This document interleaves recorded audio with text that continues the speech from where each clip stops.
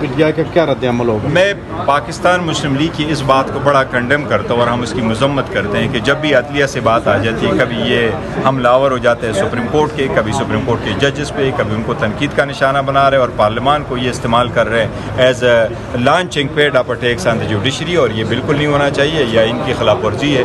ججز کا کنڈکٹ پارلیمان میں زیر باس نہیں لانا چاہیے، ان پہ ایسے اقدامات نہیں کرنے چاہیے۔ ایسے ہر ریزولوشن کی انشاءاللہ ہم اپوز کریں گے اور ہم ریجیکٹ کرتے ہیں ایسے ریزولوشن۔ جماعت اسلامی نے جو 3 سیٹیں تھی فیڈرل کی جسے وڈرا کیا ہے 45 کے حوالے سے، اور پھر جماعت اسلامی کو جس طرح فیسیلیٹیٹ کیا جا رہا ہے، آپ کیا سمجھتے ہیں کہ پی ٹی آئی کا جو بیانیہ ہے اس کو ہائی جیک کرنے کے لیے تو نہیں لانچ کیا گیا جماعت اسلامی کو؟ نہیں، دیکھو جہاں تک جماعت اسلامی کے دھرنے کا تعلق ہے یا وہ اس وقت پروگرام انہوں نے چلوایا ہے اور جو آئے ہیں اور بیانیہ انہوں نے یہی دیا ہے کہ آئی پی پیز ریویو ہونے چاہیے، بلز میں کوئی کمی ہونی چاہیے، ہم اس کو سپورٹ کرتے ہیں۔ ہم نے ابھی تک ایز اے پارٹی فیصلہ نہیں کیا کہ ان کے دھرنے میں شریک ہو یا ان کو لیکن اس کے سپورٹ کرتے ہیں۔ ہم سمجھتے ہیں ایک پبلک کاز کے لیے یہ پارٹی نکلی ہے۔ آپ کا پلان کیا ہے اور ڈسٹرکٹ ایڈمنسٹریشن تو این او سی نہیں دے رہی دوبارہ پہ؟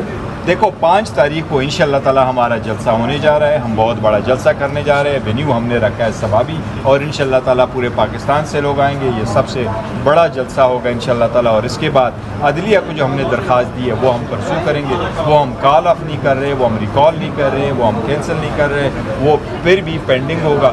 جب عدالت ٹائم دے گی ہمیں انشاءاللہ تعالی 24 آورس کے نوٹس میں بھی جلسہ ہوا تو ہم کریں گے۔ اچھا، سبابی بالکل اسلام آباد کے قریب ہے، اس کا انتخاب کیوں کیا گیا؟ کیا اسلام آباد کی طرف آنا ہے اس کے بعد؟ نہیں، دیکھو پنجاب کے لوگ بھی آنا چاہ رہے ہیں اس وقت سے، وہ چاہ رہے ہیں کہ ان کی بھی خواہش ہے ہمارے ساتھ شریک ہو، سو یہ مور اپروپریٹ ہے کوئی ایسی جگہ جہاں ایک جی بالکل 5 اگست کو سوابی میں بڑا جلسہ